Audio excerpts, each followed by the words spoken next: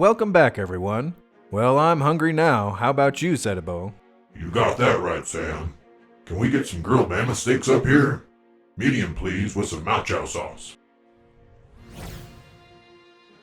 Oh, that does sound good. Make that 2. Well, we hope you got your bathroom break in because you're not going to want to leave your seats for a while. Before we left, Anole, the male lizard man, saw something he liked deep in the lake in the middle of the room and gave us a backflip as he dove in to get a closer look. Since the party has split up, we now have a set of cameras following Anole underwater. We'll keep up with our heroes for you both above and below. So, Setabo, back to the action. Anole is off and, well, swimming. That's right, Sam. He's off, and just look at him go. I've never seen anyone, humanoid or aquatic, swim that fast before. Do you think it's because he's a lizard man, or because he's using magic? Oh, he's definitely using magic, Sam. He or his sister must have some special water magic buffs they put on him before he went in. But I think you're right on both counts, Sam. The magic, coupled with his natural ability, takes him to a whole new level. Hey, how about that? Bonus for me. Plus, since he's a lizard man, he and his sister are well practiced in water magic. The spell likely has a stronger effect on him. He's basically custom made for this. Okay, thanks for that, Z. We can see on the underwater cams that Anole is shooting through the water at turbo speeds. So far, nothing is around him, but he's getting close to the bottom of the lake. I expect he can still sense whatever magic source he felt down there, and he's honing in on that, using it as a lodestar. Back up top now, we see the rest of the team has fanned out a little. Anela and Elaine are focused on the pool, while the other two look to be standing guard.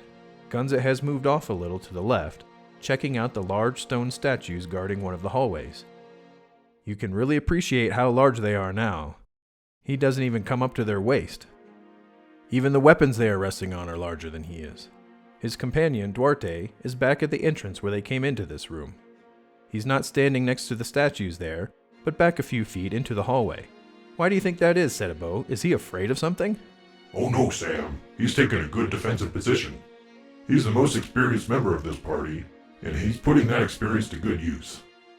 It's less likely that anything will come down that hallway, since that's the entrance, so he has a good view of the rest of the room, without needing to worry so much about his back. Ah, okay, good point, Z. Let's look back down in the lake and see how Anole is doing. He's reached the bottom, or at least the top of a thick layer of kelp. Boy, is he moving fast. It looks like we can see where he's headed now. There's a clearing in the kelp, a wide, perfect circle of sand or silt, and it looks like there's a structure in the middle. You're right, Sam. And look at that. It's a small copy of the room the rest of the team is in up above. Very interesting. This has to be the key to the room, or a very good decoy. Ah, good point, Setabo. Don't put it past the Dungeon Corp folks to keep the team guessing for a while. Meanwhile, back up top, it looks like our ogre is getting up close and personal with those statues. That's right, Sam. And I think this is his first rookie mistake. He's let his curiosity get the best of him, and now he's not watching the hallways. Worse even, is what happens if something comes out of those. He's way out of position and an easy target, and he's left his team without protection. You can see that he doesn't have much experience working with the team. Anole has reached the mini room at the bottom. Mini compared to the main room, but it looks like a normal-sized room by any other standard. That's right, Z. The hallways are 10 foot by 10 foot, and the dome in the middle is about 20 feet tall. Gives you an idea of how deep this lake really is. He's going into an opening at the first arm of the plus that he gets to. He's not bothering to look around, just going straight to the middle. And there it is, Sam. That's what he's here for. Where each arm of the plus meets the center of the room, there's a pedestal about waist high on a knoll. On top of each pedestal is a single bracer. That's very interesting, Sam. They didn't put a pair of bracers on each one, but just one on each. He's going to have to be very careful here and check out each pedestal before he... Oh, well, forget that idea. There he goes. He just grabbed the first one. Oh, look. There's a design carved into the face of the pedestal, and now it's glowing. That one looks like a lightning bolt, and now it's glowing a yellow gold color. We know these bracers are magical. This one must have something to do with electricity or maybe speed. Whoa, look at the statues in the same hallway of the main room. You're right, Sam. Their eyes have started to glow the same golden color. And look, they're coming alive. Those bracers are a trigger to wake them up. The two at the lake don't see it, and neither does Gunza, as he's still getting up close with another set of statues. The two live statues are moving now. scanning the room and lifting their giant mallets. Well, at least that got Duarte's attention, and now he's trying to clue the party in. Looking back down in the lake, we can see a bunch of aquatic elves have taken up the call in the smaller room. They don't look happy to have a visitor, Z. You're right, Sam. And Anole is down there all alone. Let's see if he takes off with what he has, or if he gets greedy. That'll be option B, Zedabo. He quickly moved around the room and snatched up all of the bracers. He stuffed them into a bag, and now he's just standing there looking at the elves. He's really not taking any time to piece out this puzzle. Just snatch and run. That's an interesting tactic, Sam. Let's see how it works out for him. Well, it's not working so well for the team up top, because now all of the statues are awake. 2 statues at each hallway. That makes 8 against 4. Not only that, but now it looks like we split the party twice. Remember when we said that Gunza was checking out one of the statues? Well, now he's suddenly in combat with the 2 near him. The other 6 are engaging with the 2 at the wall around the lake. And meanwhile, Anole is still underwater all by himself with a bunch of angry water elves. It sounds like the party has their hands full, Zedabo. Since you mentioned it, let's take a look down at the lake and see how Anole is doing. He has the 4 bracers in his bag, and looking at the pedestals they were on, we can see that all 4 symbols are different and are now glowing. That's right, Sam. We have the golden lightning symbol from the first one he grabbed, and the other 3 are a red fire symbol, a blue crystalline symbol, and a white light for the symbol of life. So what do you think those mean about the bracers? Okay. Those are 4 types of magical energy, Sam. You can bet that each of the bracers wields magic from their respective energy. That means the lightning symbol is for electrical energy of some sort, not speed. But also, notice that the statues in the room up above have the same symbol and color pattern. 1 pair of statues for each symbol. I'll bet they specialize in that magical energy as well. We're likely going to see some fireworks. We'll get to them in a minute, but right now it looks like Anola's in a standoff with the aquatic elves, Z. He's trying to size up his options while they're closing in on him. Could this be it for him already? Let's not write him off so easily, Sam.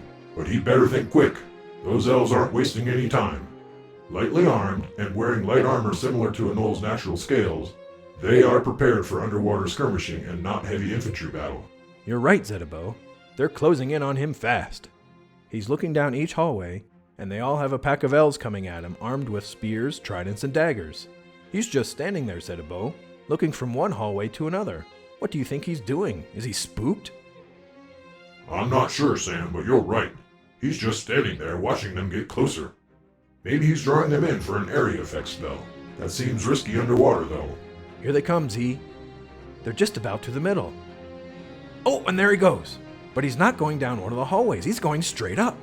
Have to say I didn't see that coming. I'm curious what he has planned next. The elves didn't see it coming either, Z. They're all staring up as he rockets towards the top of the dome. He better watch out. He's moving really fast. Is he going to try to punch a hole in the ceiling? Wait, what? Where'd he go? He got to the top and just disappeared. Wow! He was drawing them in, Sam. Not for a spell, but to get them as far into the room as he could. Then he shot up and teleported to the other side of the roof, outside into the open lake. What a great maneuver! The elves will take a good minute or so to get turned around in these tight quarters and get out of there. That will give him a solid head start. Nice work by Anole, and by Sherry on our visual team, as she switched us to the cameras outside the dome. Having all those eyes really helps her keep up with the action and make sure we have the best angle. Best in the business. She sure is. It looks like Anole had a good idea, but the elves weren't going to be fooled that easily. There's a bunch of them stationed around the building with nets, in case he tried something.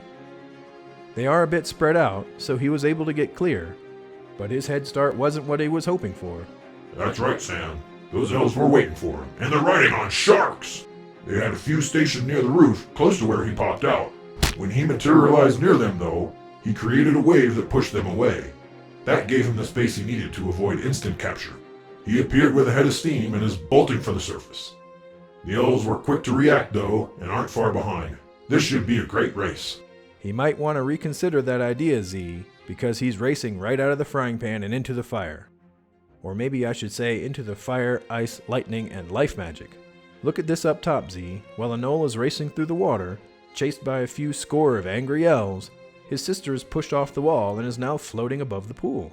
She must have been talking with her brother this whole time and is aware of his situation. She's looking to get a better view or vantage point to cast some spells. Meanwhile, we have a nasty-looking situation developing for the party. Gunza was caught off guard when the statue he was examining came to life. He will have his hands full fighting those two by himself. The giant weapons he uses look like toys compared to the huge mallets those statues are wielding. They sure do, Sam.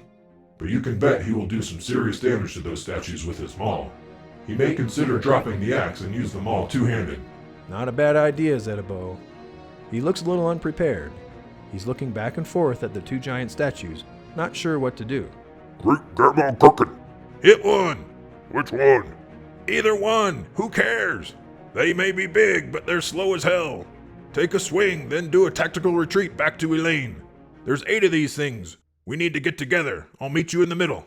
Ah, there we can see the field experience of Duarte. He's emerging as the leader of this team. The statue that Gunza was looking at is winding up with its giant hammer. Looks like this pair is the ones with the fire symbols on them. Gunza hits it on the toe for 32 points and knocks a chunk off. That maul sure packs a punch, Sam. That's right, and the hit affected the windup. The statue is now off balance, and its swing went way over Gunza's head. It hit the wall and whoa! What an explosion! Where it hit, the wall burst into a huge ball of flame, and bits of the wall are flying across the room. Gunza reeled back with his arms up over his eyes. Wow, Sam, that was an incredible blast! Now we know the symbols are definitely a sign of the type of magical attack each statue has. Gunza recovers, and he makes a nice move around the side. He's closed in on the other ones so they can't take any more swings at him without hitting each other. That was a pure pit fighting move right there, Sam. His skills in hand-to-hand combat are showing. He'll definitely want to avoid a direct hit, as that fire damage will make short work of him. He takes a swing at the one he closed in on Z, but missed and made a nice dent in the floor. It looks like he may have slipped on some rubble on the floor. There's a lot of chunks of the wall on the floor from the first blow, and a lot of rock dust. As this fight goes on, that may come into play here. The two that woke up first, with the golden lightning symbol, have made their way to the middle of the room. Look after your brother, Anila. I'll cover you. Anela floats out over the middle of the lake, not paying any attention to what's going on in the room. Elaine, however, has stepped away from the wall and is walking straight to those two giants coming at her. She strides out about 10 feet from the pool and then slams her shield down onto the stone floor, kneeling behind it with her head down. It's like she's drawn a line and telling them that they aren't welcome. She's trying to protect Anela, so she can focus on getting her brother to safety. The team needs to regroup to have a chance in this fight. The statues don't seem to worry about Elaine's bravado, though, and the first one is taking a huge wind-up with its mallet. It swings it around over its head and then right down on top of her. Holy monkey butt! That shot hit her square on her hunched over back and exploded with lightning and thunder. That mallet dealt out 56 points, Zedabo, but it looked like it stopped several feet above her, like it hit a force field of some kind, and shot bolts of electricity all over the room. Chunks of stone from the wall and ceiling where the bolts hit are flying all over the place. Some large boulders are even dropping into the pool below. What a sight, Sam!